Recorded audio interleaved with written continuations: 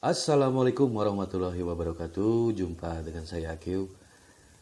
Ini khusus podcast kita bahas Persib. Baper bahas Persib.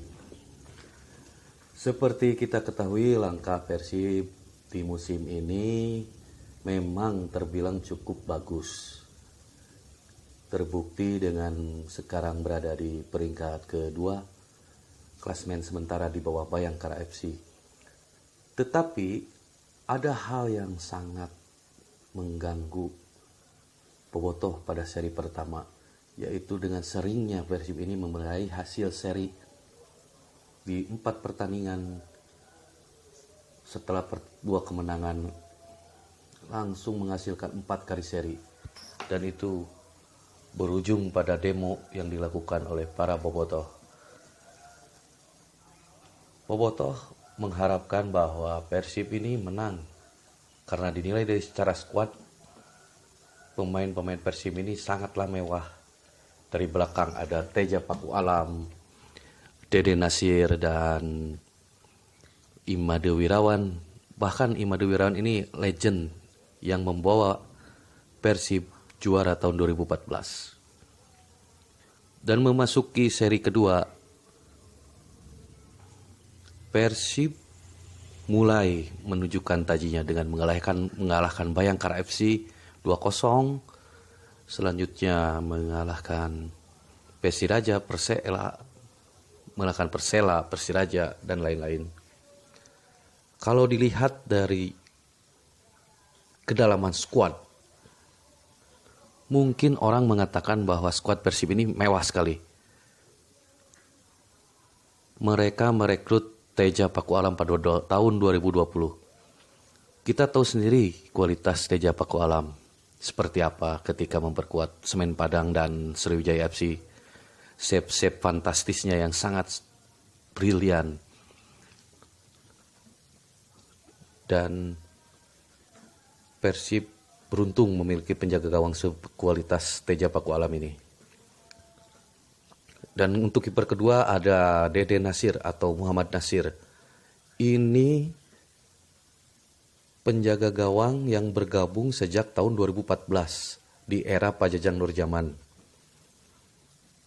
Memang tahun 2014 Deden ini kontribusinya tidak terlalu besar. Dia hanya kiper ketiga di bawah Made Wirawan dan Sahar Ginanjar pada tahun 2014 itu. Tetapi memasuki era tahun 2016 dan 2017, bahkan 2018, Dede Nasir ini andalan dari pelatih Mario Gomez. Mungkin Deden ini secara kualitas ya bagus lah. Cuma terkadang permainannya inkonsistensi. Yaitu kadang kalau dia sedang bagus, ya bermainnya bagus sekali. Tetapi di satu sisi kadang-kadang dia itu membuat blunder-blunder yang tidak perlu. Bahkan bola mudah pun bisa jebol oleh Deden ini. Mungkin itulah kelemahan Deden. Sedangkan untuk Imade Wirawan, kita tahu sendirilah kualitas dia pada tahun 2014 dulu. Menjadi pahlawan adu penalti ketika menghadapi Persipura dan menahan tendangan Nelson Alom dulu itu.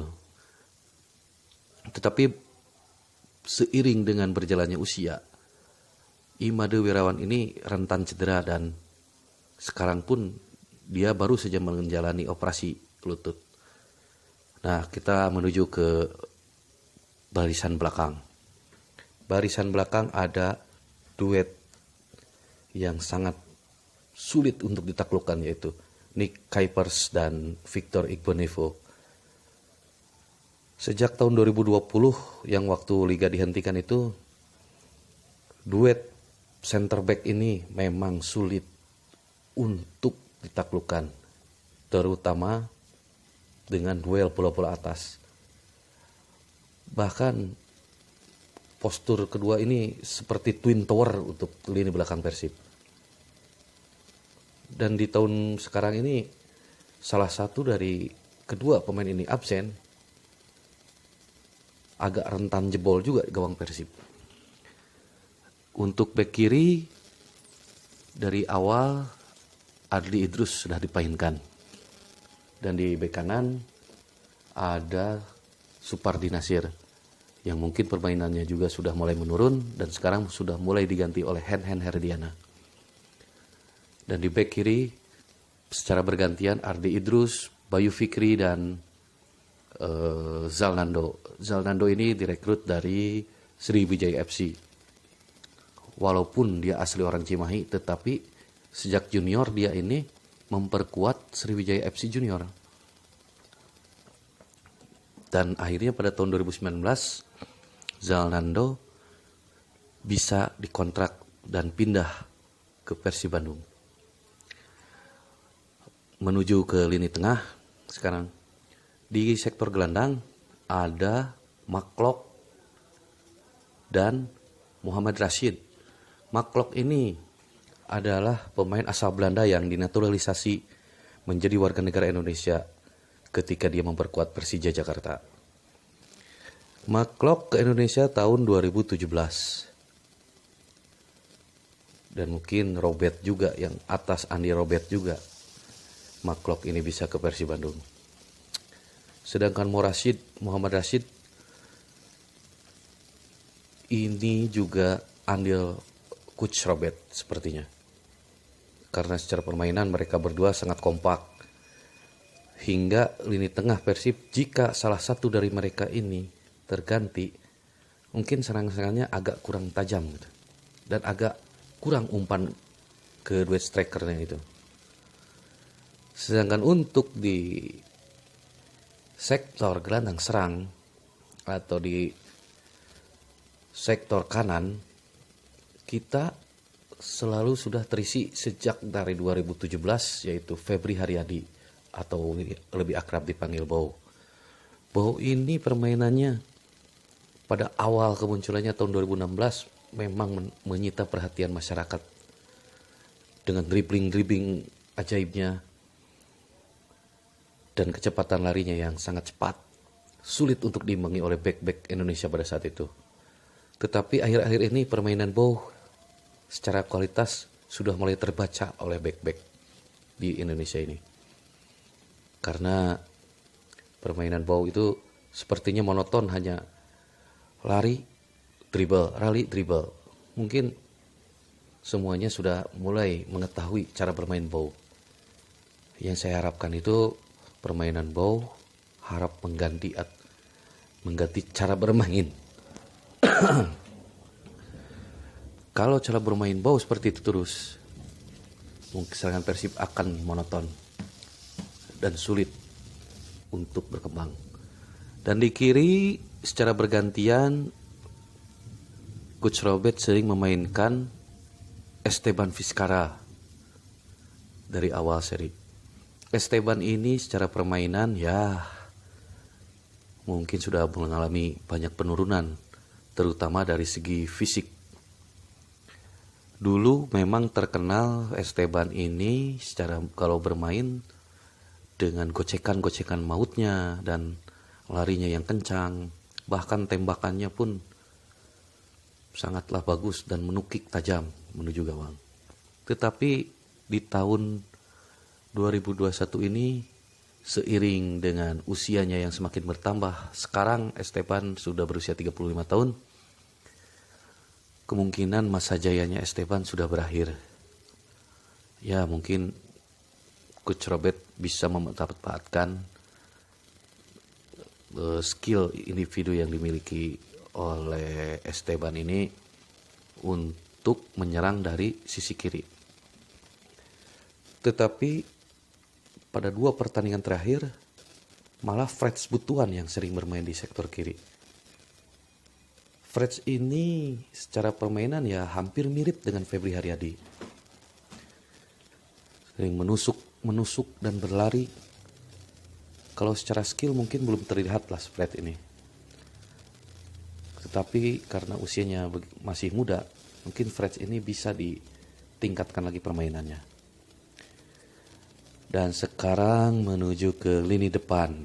Nah ini lini depan Persib ini sering menjadi olok-olok di kalangan bobotoh. Pada tahun 2020 memang duet ini sangat maut mematikan. Itu di 3 pertandingan awal. Mungkin bobotoh pada tahun 2020 itu sangat euforia dengan duet mereka. Dan sekarang duet ini terlihat tidak begitu tajam. Wander Luiz meskipun sudah mencetak 6 gol dan 2 dari penalti, tetapi gol yang dicetak Wander Luiz ini dicetak melawan tim-tim yang di bawah Persib, alias tim papan bawah dan papan tengah. Sedangkan menghadapi big match para partai besar melawan tim-tim papan atas, Wander Luiz ini agak mandek permainannya. Apa mungkin ini pengaruh dari kurangnya suplai bola dari lini tengah? Kalau secara kasat mata sih dilihat permainan Wander Luiz ini mengalami penurunan. Dia terlihat hanya sebagai ujung tombak yang kurang banyak berlari, alias striker inilah kalau di Eropa dulu itu apa namanya ya, striker oportunis dalam permainan sepak bola era sekarang kurang cocok karena permainan makin sini makin dinamis. Jadi striker semacam Wander Luiz ini sudah selayaknya untuk diganti kalau menurut saya.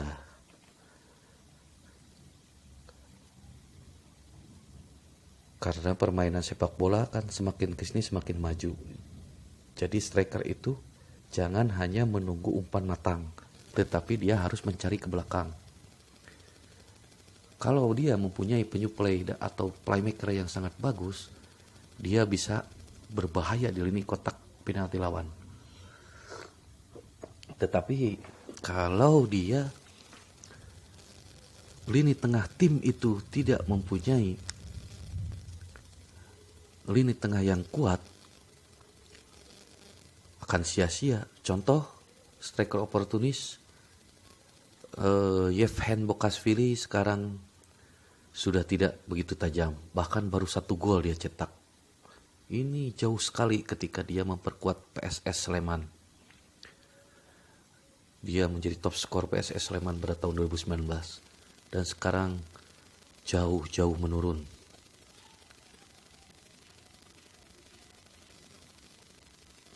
Wander Luiz ini sepertinya harus diultimatum pada pertandingan terakhir. Jika permainannya begitu-begitu saja, manajemen ya wajib mengganti Wander Luiz ini, apalagi mengganti Geoffrey Castillion. Kalau secara teknik Geoffrey Castillion ini memang bagus, tembakannya pun akurat. Cuma dari segi vitalitas, kondisi badannya, dia seperti kurang fit. Bahkan untuk bermain 70 menit pun agak sudah kepayahan. Memang sudah saatnya diganti kalau memang Persib menargetkan juara tahun ini. Tapi kalau Persib tidak menginginkan juara ya sudah, mungkin ya gitu-gitu aja sampai liga kapanpun.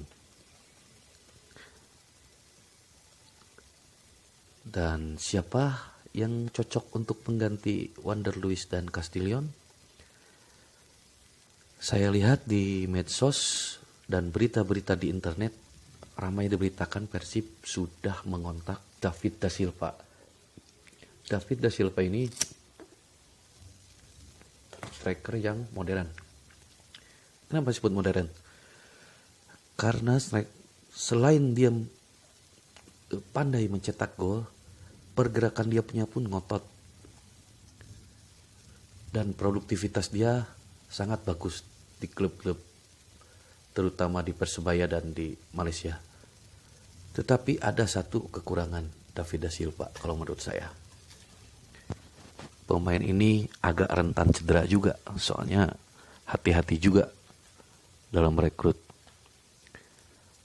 Dan ada satu lagi yang sangat dinanti-nanti oleh Bobotoh, yaitu Ezekiel Duasel. Eze ini pernah memperkuat Persib dari 2017 sampai 2019. Ya selama 2 musim setengah lah dia memperkuat Persib. Dan gol-golnya pun cukup produktif. Secara skill memang Ezekiel ini sangat bagus. Kalau dia kurang mendapat suplai bola dari belakang, dia pasti langsung mencari bola ke belakang dan bahkan menjadi pengumpan untuk pemain lain. Nah, duet striker ini yang sangat dinantikan oleh Persib. Tetapi ada sisi negatif dari Ezekiel. Sisi negatifnya yaitu emosinya itu yang gampang meledak-ledak.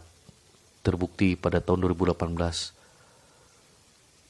Koleksi kartu kuning maupun merah Ezekiel lumayan banyak.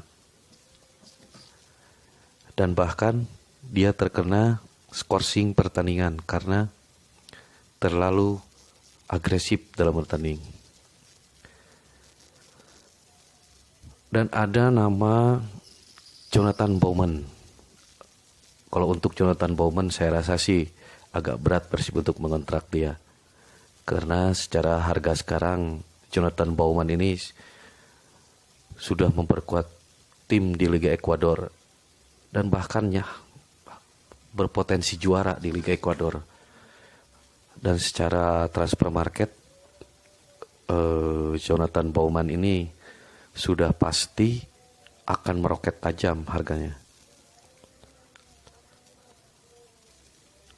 Dan satu pemain lagi ya saya juga kurang paham sih, kurang tahu juga sih.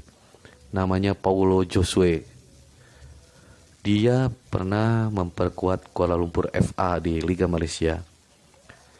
Bagi kalian yang masih penasaran dengan Paulo Josue, mungkin bisa dicari di channel YouTube-nya. Lihat saja skillnya, apa mungkin cocok dengan Persib atau tidak. Kalau menurut saya, duet Castillion dan Wander Luiz ini mungkin akan cocok diganti oleh duet striker David Da Silva dan Ezekiel Duasel. Kalau bisa keduanya, mengapa tidak kontrak saja? Tetapi kalau hanya mendapat salah satu dari mereka, ya mungkin tim manajemen harus mencari striker lokal yang sangat berkualitas. Oke, itu dia info tentang Persib hari ini. Jangan lupa untuk like, subscribe channel Baper, dan bunyikan loncengnya. Nanti akan ada info-info terbaru dari seputar Persib Bandung. Terima kasih. Wassalamualaikum warahmatullahi wabarakatuh. Terima kasih. Wassalamualaikum warahmatullahi wabarakatuh. Baper, bahas Persib. Terima kasih.